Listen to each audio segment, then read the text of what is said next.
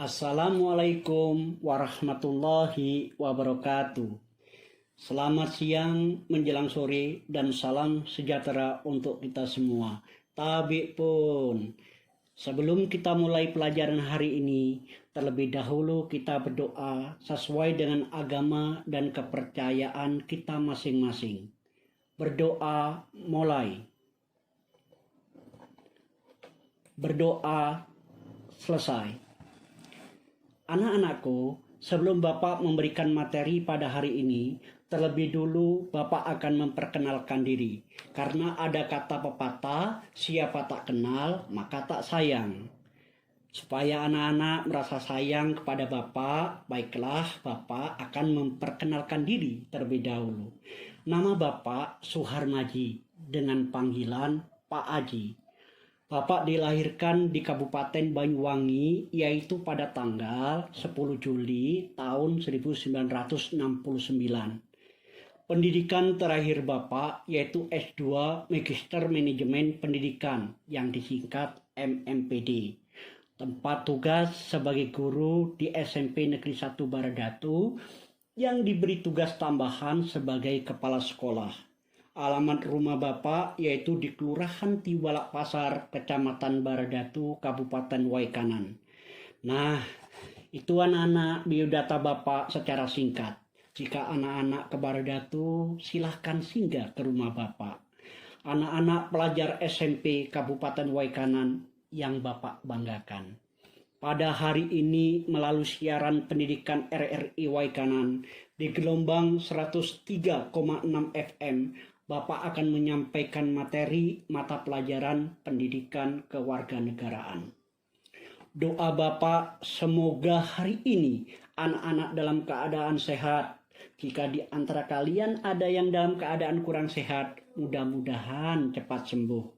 Tetap stay at home, ikuti protokol kesehatan, pakai masker jika keluar rumah, sering cuci tangan pakai sabun, jaga jarak, dan hindari dari kerumunan orang banyak.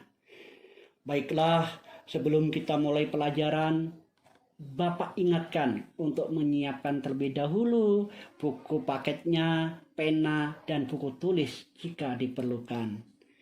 Sambil menyiapkan perlengkapan belajarnya, Bapak akan selingi dulu dengan sebuah lagu untuk memberikan motivasi kepada anak-anak dan semangat belajar di rumah. Selamat menikmati lagu dari Bapak ini.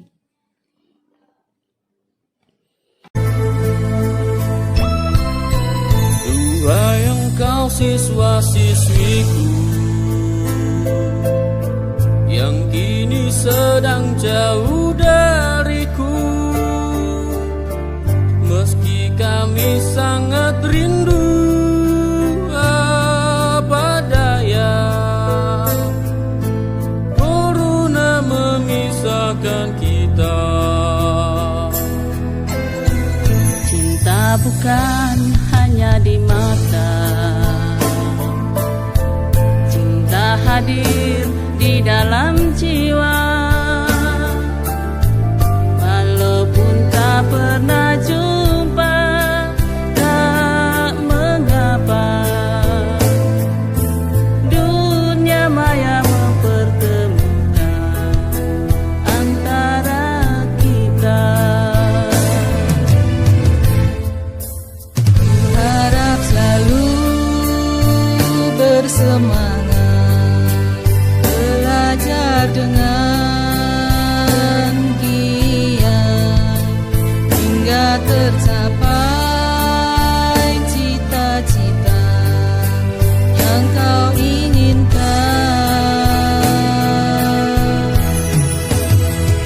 Suatu hari nanti pastikan kita jumpa, siswa-siswiku semua sukses bersama-sama.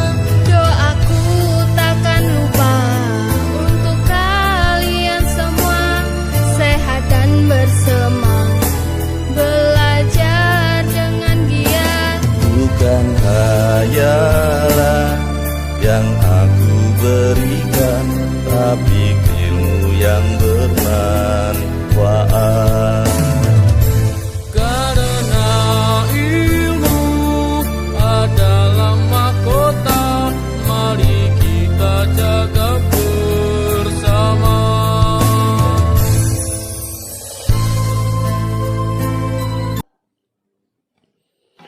Baiklah anak-anak, kita akan mulai pelajaran pendidikan kewarganegaraan dari materi kelas 7 dulu ya. Nanti akan Bapak lanjutkan ke materi kelas 8 dan kelas 9. Untuk materi kelas 7, Bapak akan bahas yaitu tentang norma. Kelas 8 akan Bapak bahas tentang menumbuhkan kesadaran terhadap Undang-Undang Dasar Negara Republik Indonesia tahun 1945. Dan untuk kelas 9 materinya yaitu pembukaan Undang-Undang Dasar 1945. Baiklah, kita mulai dari kelas 7 dulu, yaitu tentang norma. Setelah materi norma, ini Bapak sampaikan kepada anak-anak, tujuannya yaitu 1. Anak-anak dapat menjelaskan pengertian norma. 2. Dapat menyebutkan macam-macam norma. 3. Dapat memberikan contoh macam-macam norma dalam kehidupan masyarakat. 4. Dapat menyebutkan manfaat norma. Dan yang kelima, yang terakhir, anak-anak dapat menyebutkan akibat pelanggaran norma bagi kehidupan masyarakat. Nah, itulah tujuan pembelajaran kita pada hari ini, anak-anak. Pengertian norma. Norma adalah aturan atau ketentuan yang mengatur kehidupan warga masyarakat yang digunakan sebagai panduan, tatanan, dan pengendali tingkah laku. Dalam kehidupan masyarakat, anak-anak, ada 4 macam norma. Yaitu yang pertama, norma kesopanan. 2. Norma kesusilaan. 3. Norma agama. Dan yang keempat, norma hukum. Marilah kita bahas satu persatu macam-macam norma tersebut. Yang pertama, norma kesopanan.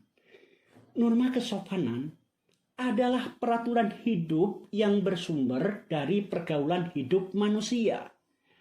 Contohnya, berkata sopan kepada orang tua dan menggunakan tangan kanan ketika menunjuk sesuatu.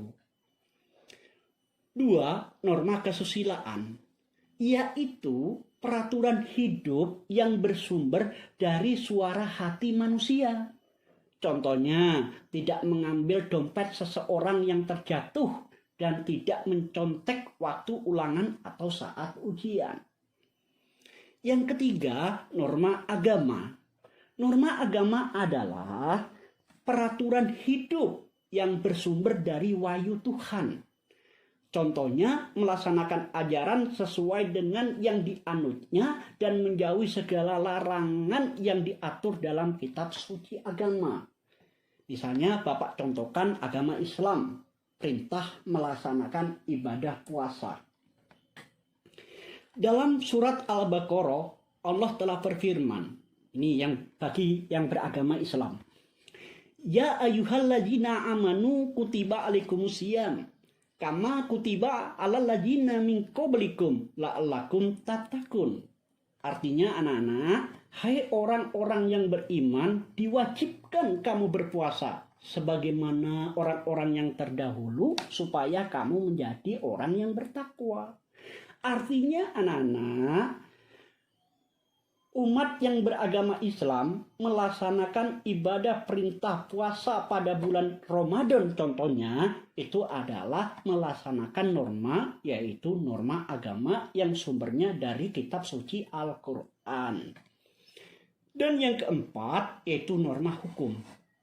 Norma hukum adalah peraturan hidup yang dibuat oleh badan-badan resmi negara yang bersifat mengatur dan memaksa setiap warga negara.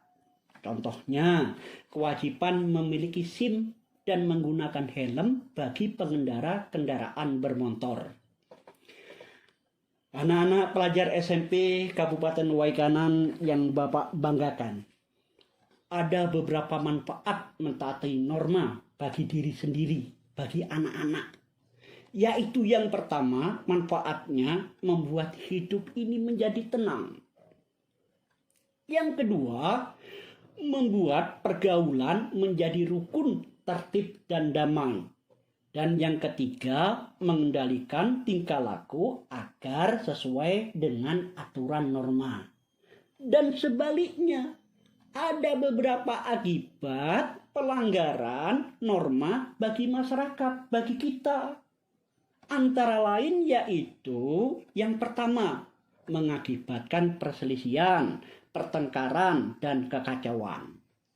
Yang kedua, melanggar hak-hak orang lain. Dan yang ketiga, yaitu merugikan hak atau kepentingan orang lain. Anak-anak yang Bapak banggakan, manusia sebagai makhluk sosial hidup dan berada di tengah-tengah masyarakat, sekaligus menjadi warga dan anggota masyarakat yang bersangkutan. Sudah menjadi kelaziman bahwa dalam suatu masyarakat ada norma atau aturan yang berlaku. Norma dan aturan yang berlaku tersebut itu wajib dipatuhi oleh semua anggota masyarakat. Kepatuhan harus muncul dari dorongan tanggung jawab warga negara yang baik, bukan karena adanya sanksi anak-anak. Nah, anak-anakku, demikianlah penjelasan atau pemaparan materi tentang norma. Semoga anak-anak dapat memahaminya dengan baik dan dapat bermanfaat bagi kita semua. Amin ya robbal alamin. Dan untuk selanjutnya kita lanjutkan materi untuk kelas 8, yaitu tentang menumbuhkan kesadaran terhadap Undang-Undang Dasar Negara Republik Indonesia tahun 1945.